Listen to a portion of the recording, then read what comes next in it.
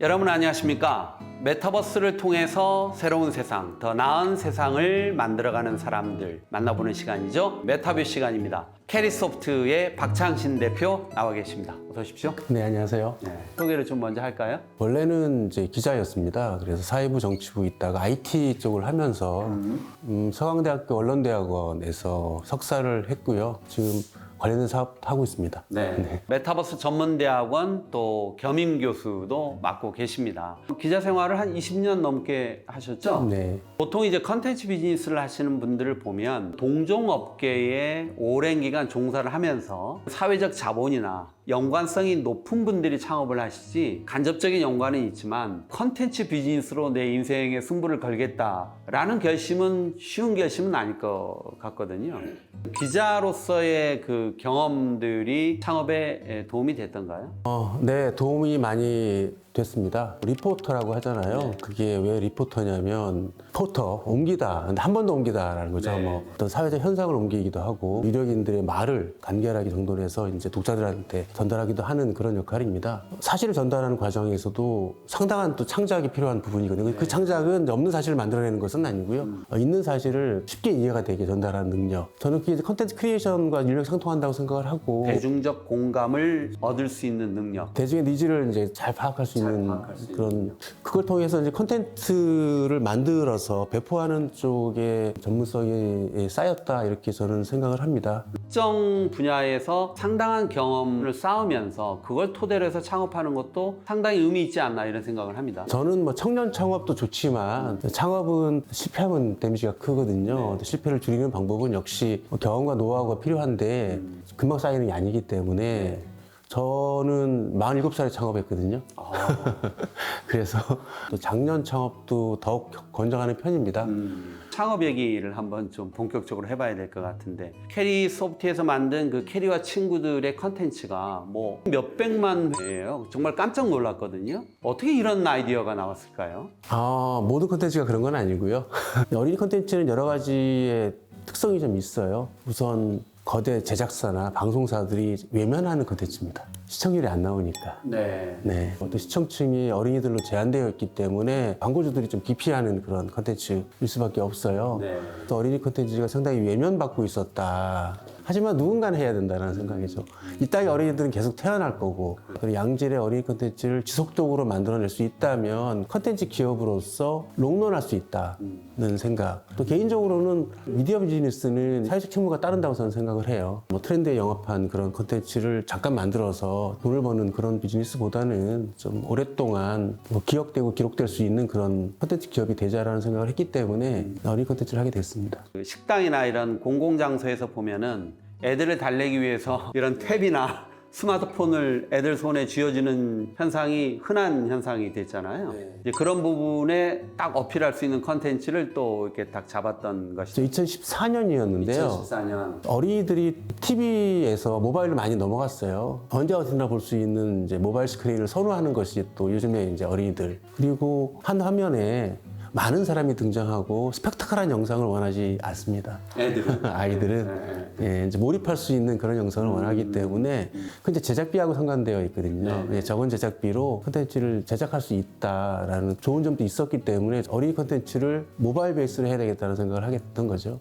뭐 저도 이제 그 캐리소프트의 성장 과정을 쭉 지켜보는 사람으로서 자체 제작을 참 외고집처럼 지금까지 끌고 오고 있다. 참 대단하다 이런 생각이 듭니다. 특별한 의도가 있으신 거죠? 그 부분에 있어서는.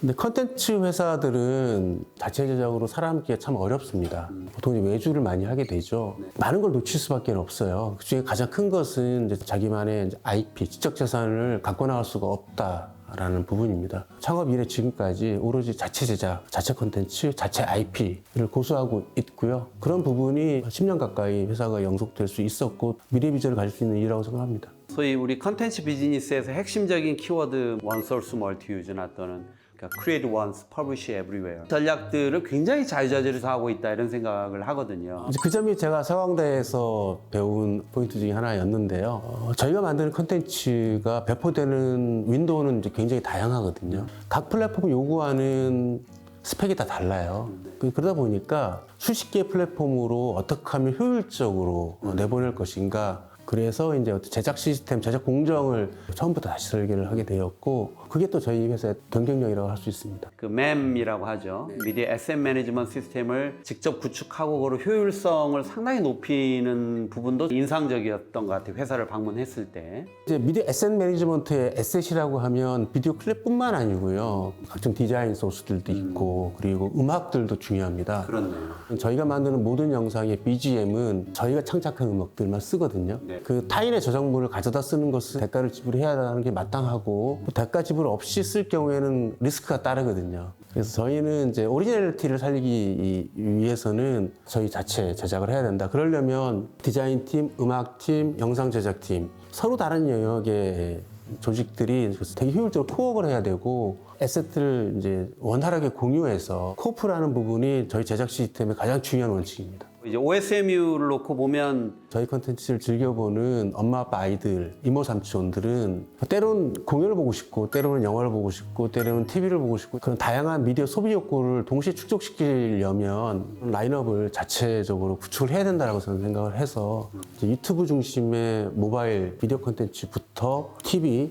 영화 이르기까지 이렇게 해서 라인업이 저희는 형성이 됐다고 생각을 합니다. 그 현장에서의 공연 창작 뮤지컬인가요? 예. 저희는 이제 매년 창작 뮤지컬을 만들고, 네. 또 매년 콘서트를, 또 그게 이제 캐리 TV를 통해서 또 TV 프로그래머화 되고. 심지어는 또 그게 또 영화로 만들어지기도 하고. 예. 그렇습니다. 영상 중심의 콘텐츠와 공연은 또 다른 영역이거든요. 전혀 다른 영역인데 저는 같다고 봅니다. 그게 이제 OSM이라고 저는 생각을 그렇죠. 하는데, 맞습니다. 공연에 등장하는 주연 배우들과 영상과 영화에 등장하는 주연 배우가 같습니다. OSM가 되네요. 네. 그렇죠.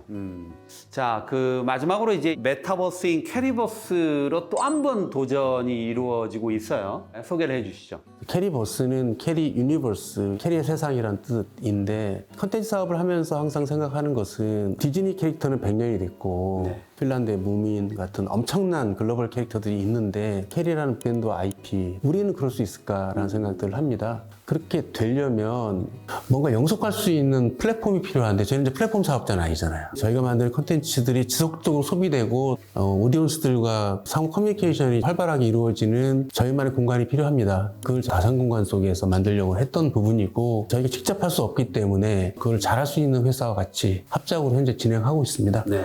대략적으로 뭐 언제쯤 체험해 볼 수 있을까요? 론칭 데이트가 정해졌어요. 아, 그래요? 예. 올해 6월 29일입니다. 6월 29일. 네, 글로벌로 론칭하고 한국을 포함해서. 네네. 그리고 당장 5월 10일부터 사전 모집이 먼저 좀 체험할 수 있게 하는 그런 과정을 거쳐서 캐리와 친구들을 보면 타겟 오디언스 연령이 좀 어리잖아요. 근데 캐리버스는 같은 연령대인가요? 저희는 메인 유저는 결국 20, 30대가 되지 않을까라고 저는 생각해요. 그러니까 캐리와 친구들과는 훌쩍 한 세대 정도 자란. 그렇죠. 네. 네. 저희 콘텐츠를 직접적인 소비자는 어린이들이 있지만, 저희를 알고 있는 많은 분들은 엄마, 아빠, 이모, 삼촌까지 네. 또 파생돼서 확장될 수 있거든요. 그리고 저희가 알고 있는 많은 캐릭터들은 처음에는 유아동 시장에 포커싱을 했지만, 시간이 지나면서 이게 전 연령대로 확대됩니다. 저희도 그거를 생각하고 있고요. 그 캐리와 친구들을 소비했던 가족 전체가 즐길 수 있는 새로운 어떤 세상을 지향한다, 이런 말씀으로. 그리고 들어도 될까요? 캐리와 친구들이라는 캐릭터가 그 캐리버스에서 하는 역할은 NPC라고 플레이어들의 보조적인 역할을 수행할 뿐입니다. 일종의 이제 게임적 속성을 갖고 있거든요. 플레이어들이 직접 자기 스스로 크리에이션하는 부분이 훨씬 크고요. 네네. 그거를 도와주는 역할만 할 뿐이거든요. 게임 유저층하고 저는 많이 오버랩이 된다고 생각을 하죠. 어떻게 보면 캐리버스를 통해서 저희 IP가 유아동뿐만 아니고 20, 30대까지 또는 40, 50대까지 확산되는 그런 IP 확장 전략 차원에서 의미 있는 시도를 하고 있습니다. 네. 계속 성장해서 대한민국을 대표하는 캐릭터 비즈니스도 컨텐츠 생태계 비즈니스의 주역으로 든든하게 자리매김하기를 기대하겠습니다. 네, 감사합니다. 자, 2025년 정도가 되면 지금 구축 중에 있는 수많은 메타버스들이 어떤 킬러 컨텐츠와 킬러 서비스를 통해서 지속 가능한 성장을 이룰 것인가를 시험하는 그런 어드밴스드 단계로 진화한다라고 예측을 하고 있습니다. 캐리소프트가 캐리버스를 통해서 어드밴스드 단계의 메타버스에 가장 먼저 시도하고 있지 않나 이런 생각도 해봅니다. 오늘 캐리소프트의 박창신 대표와 함께 했습니다. 고맙습니다. 감사합니다.